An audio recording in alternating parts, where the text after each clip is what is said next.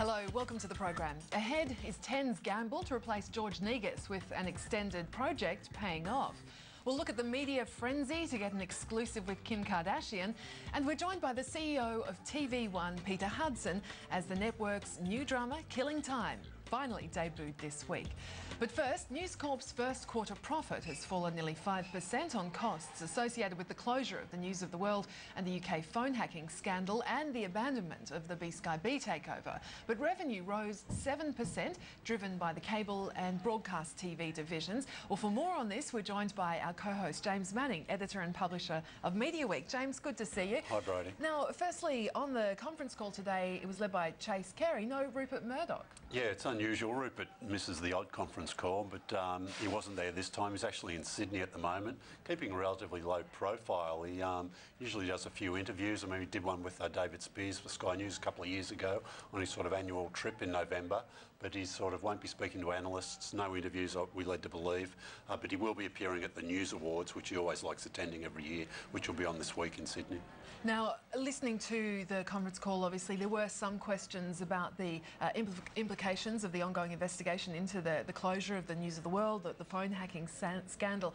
And Chase Carey was asked about whether the board is actually looking at any changes in terms of management, particularly relating to James Murdoch. Also asked about the recent protest vote by shareholders at the News Corp AGM. Here's a little of what Chase Carey had to say. We have great confidence in James. James has done a good job, and we are not contemplating any changes. We take those votes seriously, and the board will and is discussing those votes. We continue to on an ongoing basis evolve the board, and we just announced a new board member last month we announced a new board member. So the board continues to evolve. We certainly take those votes seriously, and look, we're more proactively looking for feedback from our shareholders, and we want to have that engagement. That being said, I think we're proud of the board. I think the board has provided unique leadership and value to the business, but it is something we'll discuss as a board. So Chase Carey speaking there, and James, interesting that he was really trying to steer conversation, questioning away from the phone hacking scandal and move things forward.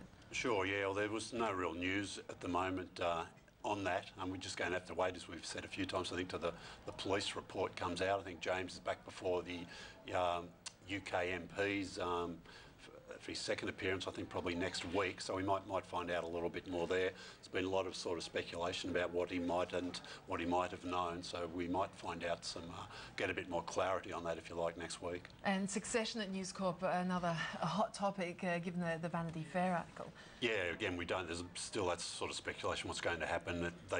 James still seems to be the person, but there's he's got to get through probably over a couple of hurdles before we'll get any more on that. And Rupert Murdoch, he still doesn't seem to be inclined to step aside or, put a date on when he'll be departing. Also, of course, a lot of interest too in the ad market, what Chase Carey had to say about how that is looking. Here is some of what his comments were about that in this morning's conference call. The advertising market has also been an area of strength, with September quarter ad sales up over 15% at Fox and in our cable business in aggregate, with scatter at double-digit premiums to the upfront in both. While we have limited visibility looking forward, the national market continues to be solid, although scatter is not quite as strong as it has been, as scatter premiums have pulled back slightly. Should also note that we're in a very good cash position going forward, given our strong upfront, and cancellations are in line with historical experience. The local market remains a bit softer. After a slow start to the September quarter, we had a good finish. However, business has slowed a bit to the December quarter, where it looks to be down about 10% or flat, excluding politicals. So obviously that's the company overview. What about Australia, James? Yeah, Australia, the revenues at the newspapers were a bit weren't great. In the ad revenues were down a bit. That was another drag on the newspaper sector, as well as that sort of impact of the loss of revenues for News of the World and the costs associated with closing it down. All right, let's just see how the market reacted as well. Here is Chris Weston from IG Markets with a look at those News Corp first quarter numbers. Yeah, good afternoon. It's been a pretty interesting week, and really we've been sort of looking at the result today from News Corp. Seems that the investment community seem very, very happy with the results indeed. I mean, it's up 3.5% at the moment, just trading above $17. What do we like? You know, the stock generally is a market darling when it comes to earnings season. I think out the last 8 quarters that they've reported, they've beat 6 times on revenue and 7 times in earnings per share. So if you're looking for a punt that the stock's going to do well on earnings season, this is probably the one to be going for. But if you look at revenue, 7.96 billion was up about 7%. That beat analyst expectations by about 4%. If you look at earnings per share on an adjusted basis, it came out at 32 cents.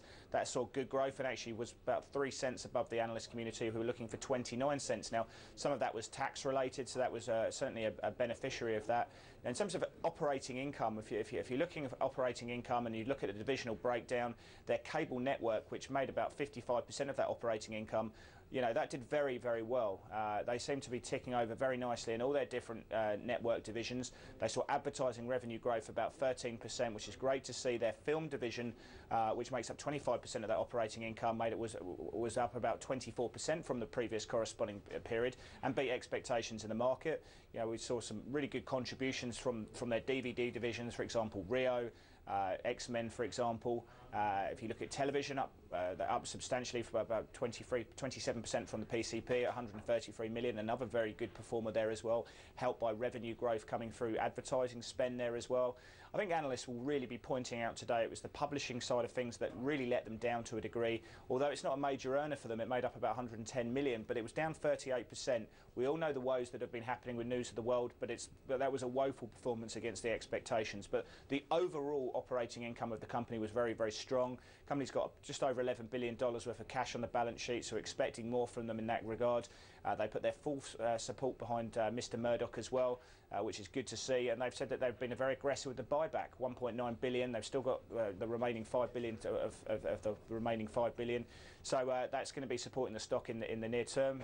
They've gone with their guidance of low to mid-digit teens growth, and that's so you know they've ticked over very, very nicely.